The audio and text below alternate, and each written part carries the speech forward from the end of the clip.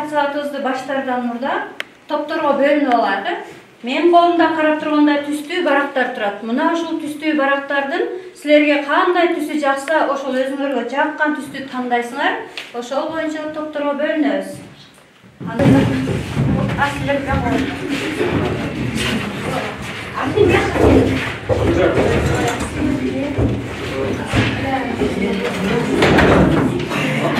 Өз ордубузду таап алыппы.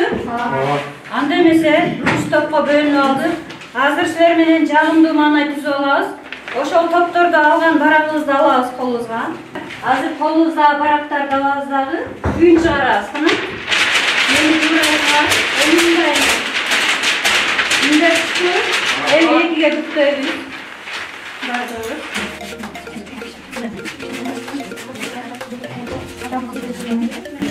Ийгиликтерге жетүү үчүн кандай формула түзөбүз?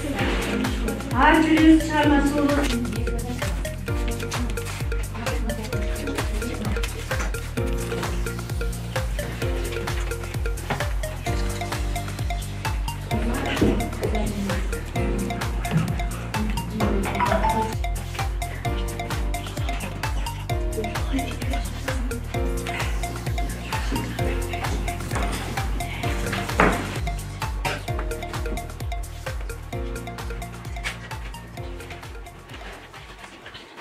Анда эмесе азыр силер ошол формулаңарды алып доскага бирден окуучу чыксын, ар топтон бирден окуучу чыгып формулаңарды жактап бергиле.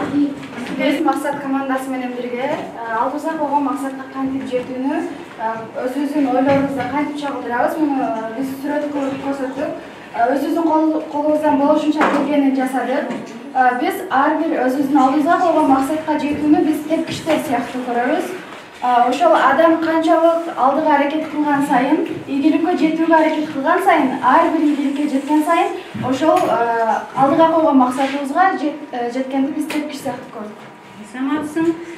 Биз өзүбүздүн ошол жеңишке же болбосо ийгиликке жетүүнү бул майда тоолордон баштап чоң тоолорго чейин жакшылап биз тартып чыктык. Себеби адам негизи эле бир кичине жерден эле чоң жерге өтүп кетпейт. Ошондуктан биз эң кичине тоолордон басып өтүп, анан чоң тоого жетүүнү биз сүрөт аркылуу чагылдырдык. Ал эми бул жердеги бул таш сыяктуу нерселер бул адамдын кыйынчылыктары болуп саналат. Адам ошол максатка же бир ийгиликке жетүү үчүн кыйынчылыкка чыдоосу керек экенин чагылдырдык. Ийгилик жолу менен колубуздан келишинче максатка ийгиликке жетүүнүн жолдорун жасап тартып чыктык. Бул жерде биз китепти чагылдырганбыз. Китеп адам баласы бул китеп окуу менен ийгиликке жетүүнүн жолдору бар. Ал эми бул жерде блокнот менен калемсапты белгилегенбиз. Анткени блокнот менен калемсаптын пайдасы бул ошол өзүңдүн максаттарыңды, ийгиликтериңди жазып, ар кимдин аткарылгандыгын белгилеп ошентип жазсаң болот. Ал эми бул жерде убакытты чагылдырганбыз. Убакыт бул бардык адамга керек. Ал максатка жетүү үчүн убакыт керек, жана убакыт керек. Ал убакытка жетүү үчүн бизге сабырдуулук керек. Ар бирине сабыр кылып, максатка ийгиликке жетсек болот. Ал эми бул жерде биз кичинекей кадамдарды чагылдырганбыз. Анткени бул жерде ар бир адам өзүнчө өздөрүнүн кадамдары менен басып, ошол ийгиликке жетет деп ойлойбуз. Азыр эми бүгүнкү биздин темабыз максат ийгиликке кадам дегенде карап тургандай, эмне экен? Биздин темабыз болуп эсептелет, балдар. Көңүл бурабыз. Сабагыбыздын максаты менен тааныштырып кетсем,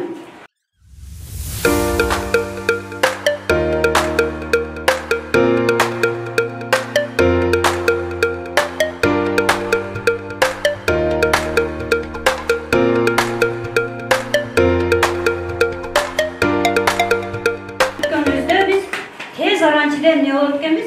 Ийгиликке жеткен болобуз. Ал эми экинчиси узак мөөнөттүү максаттар. Бул узак мөөнөттүү максаттарда бир канча убакытты талап кылат. Аларга мисал келтирсек, жогорку билимге жетүү. Ошондой эле узак убакыт максатка жетүү үчүн бизнес ачуу. Бизнес ачканда деле тез эле ийгиликке жетип барбайбыз, акырындан ийгиликке жетет экенбиз. Булар узак мөөнөттүү максаттарга кирет. Эми азыр окуучулар top menen işte iyilikке жетүү үчүн 5 кадам жазуу. Андан кийин ошол жазган 5 кадамдарды презентациялап бересиңер. Азыр топтор менен иштейбиз. Ар бир топко бирден атман берем.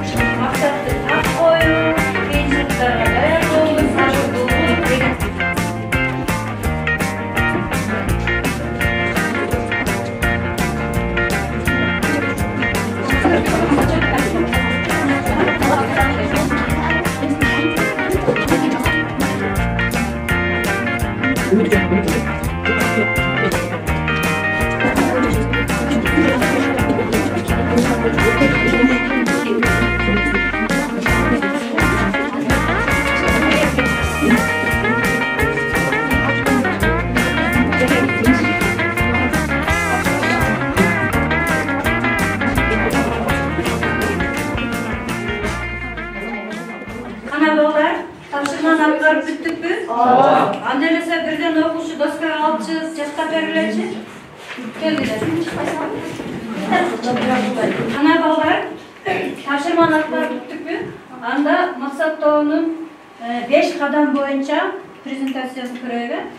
Biz maksаттоо менен бирге алдыга максатка жетүү үчүн 5 кадам түзүп алдык. Анын эң эле биринчи бул алдыга максат коюу. Максаты жок адам ошол деңизде кемеси жок сүзгөн адам сыяктуу эле ошол үчүн эң алгач адам өзүнүн алдына максат кое билиши керек. Ал эми андан кийин аракет кылуу. Ошол максатты койгондон кийин биз алдыга ошол максатка жетүү үчүн албетте аракет кылышыбыз керек. Андан кийин өзүнө ишенүү. Адамда ар бир адамда алдыга койгон максатында өзүнө ишенүүсү болуп керек. Эгерде адам өзүнө ишене албаса, анда койгон нерсесине жете албайт. Жана ошондой эле сабырдуулук. Ар бир адам ошол максатка жетүү үчүн сабырдуулукту билиши керек. Сабырдуулук менен биз бардык нерсеге жетебиз.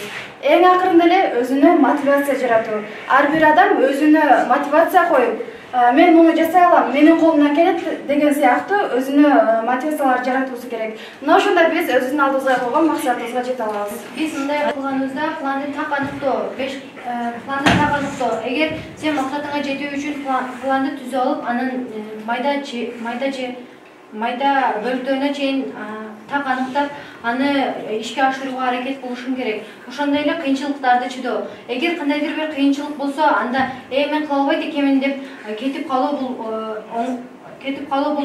туура болбойт. Үмүттү үзбөп, максатка жетүүгө жардам берет. Аракет кылуу. Эгер сен аракет кылсаң, ошондо гана максатыңа жете аласың. Ошондо Биз өзүбүздүн ийгилик тобубуз менен максатка жетүүнүн 5 кадамын чагылдырып алдык. Эң биринчи эле адам өзүнүн максатын пландап, өзүнүн ошол планга жетем деп пландап алыш керек. Кийин ал планды тактап бүткөндөн кийин өзүгө ишенип туруп башташ керек. Кийин үчүнчү кадам бул аракет кылуу керек. Аракет кылгандан кийин ошол нерсеге жетүү үчүн сабырдуулук кылып, кыйынчылыктарга бардыгына даяр болуш керек. Кийин ошол бул 5 кадамдын ичинде ар кандай окуялар болуп кетиши мүмкүн. Ал жерде кыйынчылык болот. Кыйынчылык болгондо да бирок өзүңө ишенип сабырдуу болушуң керек. Кийин үмүт болушу мүмкүн. Үмүтүң өчүп, талкуу жүргүзөбүз. Максаты жок адам кемесиз деңизде сүзгөн адам деген ушул ойлорду силердин оюңарды билеге.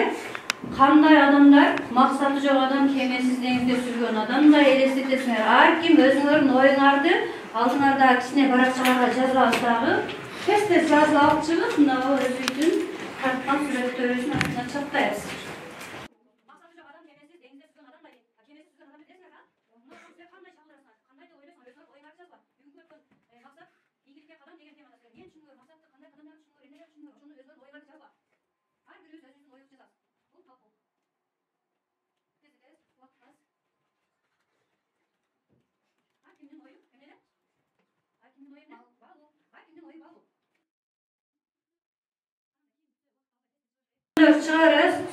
bir-birden çıkıp özünüzün oyunuzu bildirip çaptay vereydi. Maksatı çok adam, kime sizdenizde süzgün adamday degan sözü men oşol arabızda özü bilgende ele maksat koyboğan okuçular da boluş mümkün. Bu suunun kaysıl jagına, толкун кайсыл жака барса, ошол жака максаты жок адам кемесиз эле өзү каалаган жерге жете албай, ошол жака алдыга койгон эч нерсеси жок, сизип кетти дегенди түшүнөм. Менимче бул максаты жок адам кемесиз деңизде сүзгөн адам сыяктуу. Мен муну мындай түшүндүм. Менимче бул мындай адам балыкчы, балык улоого жөнөгөндө куралсыз, эч кандай нерсеси жок барган сыяктуу. Мындай адамдар баштаган ишинин негизги аягын билбей, баштаган ишинен кийинки эмне болорун эч кандай бейкапарсыз адам деп түшүндүм. Азаматсың. Деңизде жүргөндө адам болсо, кемеси жок болсо, деңизде сүзгөтүүгө да кыйын болот. Ал эми ал адамда кемеси болсо, ал оңой жана тез деңиздин ар бетине сүзүп өтө алат. Азаматсың.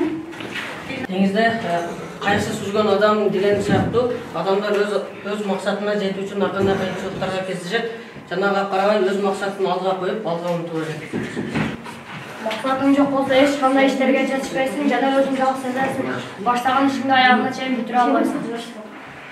Максаты жок адам кемесиз деңизде сүзгөн адам сыяктуу дегенде Адам кандайдыр бир жашоосуна максат коюп, аны ар дайым ойлоп жүрсө, анда ал күнүнө да максат кое баштап, ага жетүүгө аракет кылат. Максат бул күнүмдүк турмушуңду боеп берет. Азаматсыңар. Ар бир адам максаты койгондон кийин алга умтулуу болбосо, анда эч качан максатына жетпейсиң деп ойлойм. Ана балдар, силер менен талкуулаалыгы. Эми биз акыры жыйынтыктап жатып, силер менен силердин көңүлүңөрдү видео роликке бурсак. Максат коюуда туура, конкреттүү максат коюңуз. Мисалы, турак жай сатып алуу максатын койсоңуз, канча кабаттуу, кайсы райондо, канча квадрат метр, канча сом, ушул нерсенин баарын жазыңыз.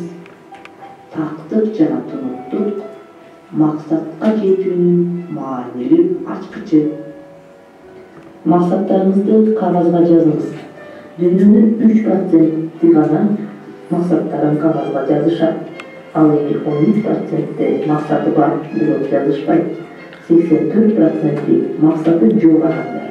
Алар 3% максаттуу адамдардын кыялын орнотуу үчүн иштешет. Пландарды ишке ашыруу убактысын белгилеңиз. Эгер максатыңыз масштабтуу болсо, аны бөлүкчөлөргө ажыратыңыз. Биздин аң сезим дедлайнды астыга карай түртүүчү күч катары кабыл алынат. Андыктан максатка сөзсүз мүнөт көрсөтүңүз. Пландарыңыз ишке ашуу үчүн аткарууга зарыл болгон жумуштардын тизмесин түзүңүз. Тизмеге жаңы пункттарды кошуп туруңуз. Аткарылганын чийиптөөңүз.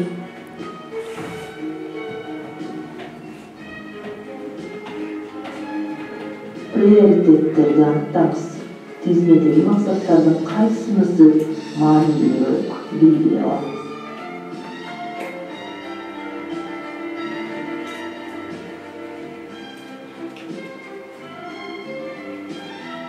Аракет кылууну баштаңыз.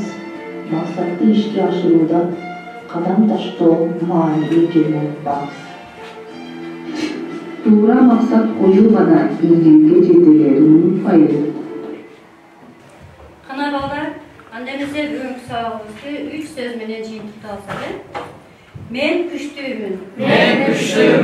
Менин колумдан баары келет. Мен максатыма жете алам.